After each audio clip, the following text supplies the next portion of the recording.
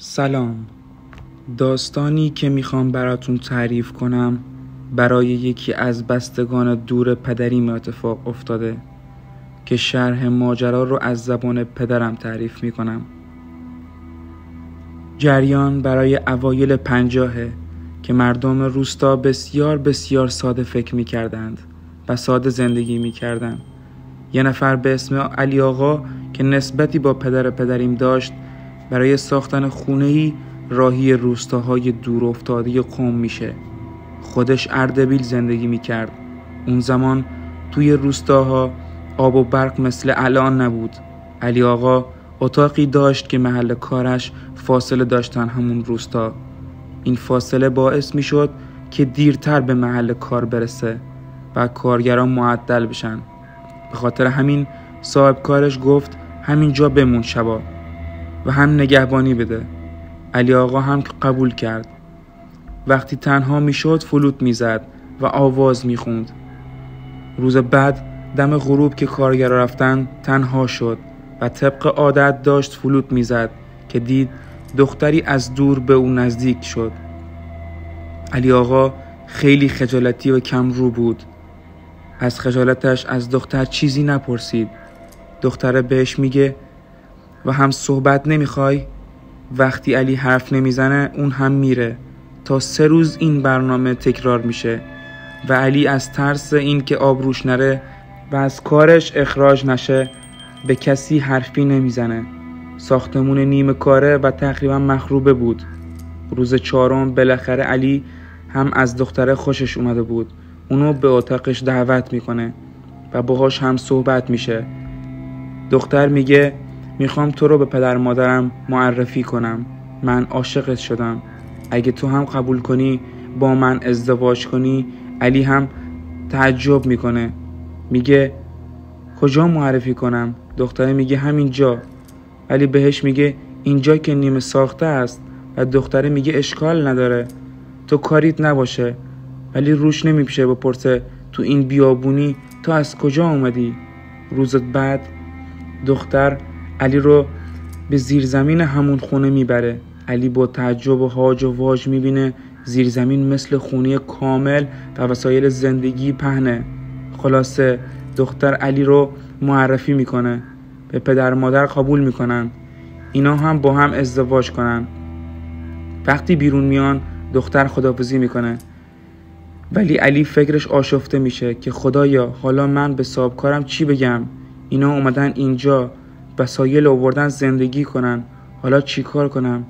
صبح که از خواب بیدار میشه میره که بهشون بگه از اینجا برن وگرنه از کار بیکار میشه. وقتی داخل زیر زمین میشه هیچی نبوده و خیالش راحت میشه.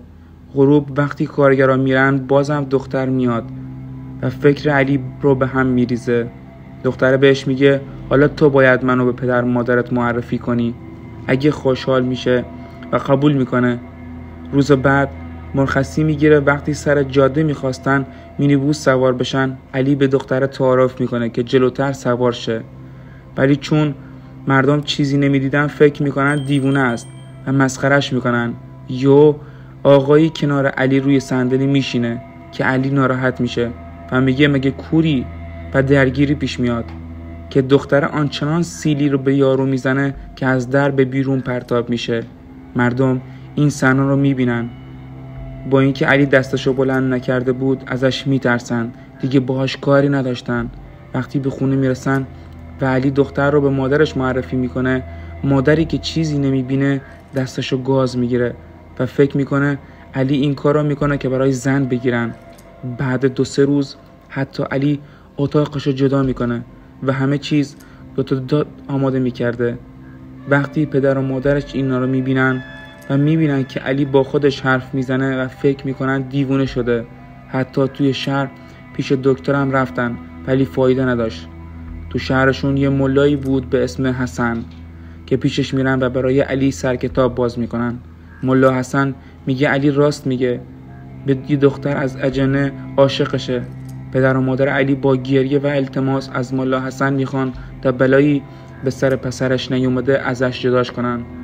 ملا وقتی بیتابیشون رو میبینه قبول میکنه و طلسمی می‌نویسه بعد از انجام این طلسم به گفته خود علی ناگهان دختر گریه کنان آشفته وار از جا بلند میشه و به علی میگه من از اجنه شیعه هستم ولی تو منو نتونستی نگه داری، حتی نفهمیدی که من کیم چیم. حیف که خیلی عاشقتم و آسیب به تو نمیرسونم، ولی پدر مادرت ما رو از هم جدا کردن که یهو غیب میشن. بعد از اون علی به حالت غش میره و کف بالا میاره. بعد از این ماجرا علی آقا روانی میشه و دیگه کسی باهاش کاری نداشته.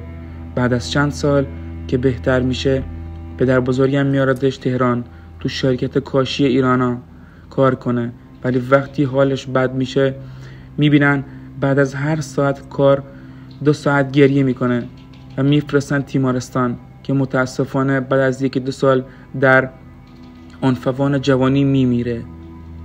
سلام، این ماجرا پارسال اتفاق افتاد. با خانواده به یکی از جاهای بکر استان فارس رفته بودیم. در یکی از کوه‌ها کباب کردیم و بعد از نهار خوردن من و 2 برادرم به بالای کوه رفتیم. حدود ساعت 4 بود که به بالای کوه رسیدیم و با کلی شوخی و بگو بخند پایین آمدیم. خورشید در حال غروب کردن بود و منظره قشنگ و با آسمان نارنجی درست شده بود. من همچون گاهی وقتا سیگار میکشم همیشه فندک توی جیبم بود. فندک رو در آوردم، یه بوته خشک رو آتیش زدم. یهو بوی بدجور شعله ور شد و زبونهای آتیش به بالا میرفت. به همین دلیل بوته های اطرافش هم در حال سوختن بودن. اضطراب کل جسم و روحم رو تسخیر کرد، چون با خودم میگفتم الان که اهالی روستای پایین یا چوبانها زنگ بزنن جنگلبانی و من خودم رو بیچاره کردم. ولی به طرز خیلی باور نکردنی بوته هایی که اطراف در حال سوختن بودن خاموش شدن و صدای همهمه اومد. گذاشتم پای صدای باد. بعدش آروم آروم اون بوته که آتیشش زده بودم خاموش شد. من فقط داشتم شکر میکردم و توی دلم عروسی بود که همه چی خودش جور شده. داشتیم پایین می اومدیم و ما ماشین نزدیک می شدیم. من نفر آخر بودم. وقتی از کنار یک تخت سنگ مربعی بزرگ با 7-8 متر ارتفاع که یک ترک باریک وسطش خورده بود رد شدم صدایی شنیدم. برگشتم، سر گوشم و هم راستا با اون شکاف قرار دادم. صدای لالایی از توی شکاف می اومد. جالبش این بود که حتی چند ساعت سرم عقب یا جلو می بردم دیگه صدا شنیده نمی شد. آنچنان صدای قشنگ و آواز برید بغض آور و خواب آور بود که هر کس رو مجذوب خودش می کرد. به برادرم گفتم تا محض اعتیاد اونا هم بشنون تا بفهمم توهم نیست. هر دوشون با تعجب و رنگ پریده حرفامو تایید کردن. من کاملا به جن اعتقاد داشتم و دارم، به همین که میترسیدم، ولی اون حس درونیم از بچگی با همه، اون حس کنجکاوی و ارتباط داشتم با جن باعث شد به ترسم غلبه کنم. روبرو سنگ پرسیدم تو کی هستی؟ اصلا انگار نشنید و اون لالایی دلنشین رو میخوند. مجدد پرسیدم تو کی هستی؟ یکم مکث کرد و دوباره شروع به خوندن کرد. دفعه سوم هم پرسیدم تو کی هستی؟ ریتم خوندنش تندتر شد، یه حالت دعوا، ولی هنوزم واسه من صداش قشنگ بود.